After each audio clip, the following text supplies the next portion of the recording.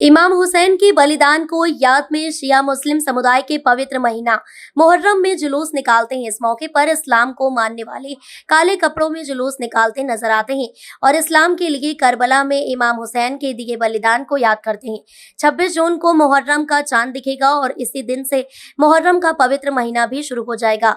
मुहर्रम के मतमी जुलूस और अलम को देखते हुए मुस्लिम त्योहार कमेटी ने Bhopal collector Kaushlendra Vikram Singh, police commissioner Harinarayan Chari Mishra से मुलाकात कर मुहर्रम में होने वाले आयोजन को लेकर ज्ञापन सौंपा। कमेटी की ओर से कहा गया कि अमल जहां बैठते हैं वहां की साफ सफाई, जुलूस के रास्ते पर गड्ढे भरवाने, सुरक्षा के इंतजाम करने, ताजियों के विसर्जन के दौरान घाटों पर लाइट की व्यवस्था की जाए।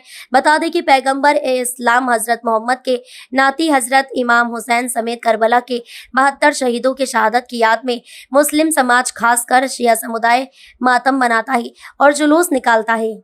शुरू होने वाला है, क्या डिमांड आपने की है? कोई डिमांड तो कुछ भी नहीं होती है। शहर की फिक्र रहती है कि मध्य प्रदेश क्योंकि शांति का टापू है। हम चाहते हैं जैसे और त्यौहार जिस तरह से मनाए जाते हैं, इस भोपाल में शांति व्यवस्था रहती है, साफ सफाई व्यवस्था रहती है, सभी विभागों के इंतजाम रहते हैं। हम चाहते हैं कि मुहर्रम में भी हर बार की तरह इस बार भी और बेहतर इंतजाम हो, प्रशासन मुस्तैद रहे, पुलिस प्रशासन रहे और कई रोड जो लाइट वगैरह बंद रहती है वो सब हो जाए और डमरीकरण जो थोड़ा सा रोड खुदे हुए नंगे पैर लोग जाते हैं वो व्यवस्था हो जाए और जो भी ट्रैफिक व्यवस्था है वो दुरुस्त हो।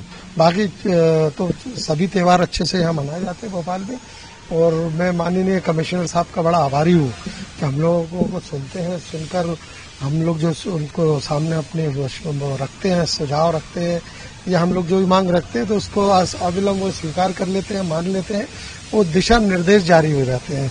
यही वजह है कि हम लोग आज सब यूनाइट होकर यहाँ आए थे और कमिश्नर साहब ने हम लोगों को सुनकर आश्वस्त किया और बताया है कि उससे पहले यहाँ पर इसी कैंपस में एक मीटिंग होना है। उस मीटिंग में जो ये प्रस्ताव है वो रखे जाएंगे। वो समस्त भोपाल के हिंदू मुस्लिम जो हमारी गंगा जमनी तहजीब है सभी को यहाँ बुलाया जाएगा। कमिश्नर साहब से मिलने आए थे आप?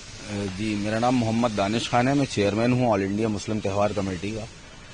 चूंकि 26 या 27 तारीख से मुहर्रम का पवित्र महीना जो है वो शुरू होने वाला है, जिसमें हमारे नबी के नवासे इमाम हुसैन की शहादत हुई थी। तो हर वर्ष जो है यहाँ भोपाल में पारंपरिक तरीके से इमाम बाड़ों में मजालिस होती हैं, उसके अलावा ताज़िए और सवारियाँ रखी जाती हैं, अलम निकाले जाते हैं। तो उसी संदर्भ में आज हम यहाँ कमिश्नर साहब के पास आए थे और इससे पहले हमने कलेक्टर साहब को भी एक आवेदन देके जो त्योहारों में होने वाली प्रॉब्लम्स हैं या जो समस्याएं आयोजनकर्ताओं को होती हैं उनसे अवगत करा दिया है और कमिश्नर साहब ने हमें आश्वासन दिया है कि हम इनको ध्यान में रखते हुए इस पे हम इनका निराकरण करने का प्रयास करेंगे। क्या निराकरण क्या करवा? देखिए, एक तो जो अनुमतियां डाली जाती हैं यहाँ पर उसकी प्रॉब्लम है कि वो थोड़ी सी लेट हो जाती हैं। दूसरी चीज ये है कि जो जुलूस के मार्ग हैं उस पर अव्यवस्थित ढंग से गाड़ियां खड़ी रहती हैं तो जुलूस को निकलने में प्रॉब्लम होती है और जिसकी वजह से देखा जाता है कि विवाद की स्थितियां निर्मित हो जाती हैं।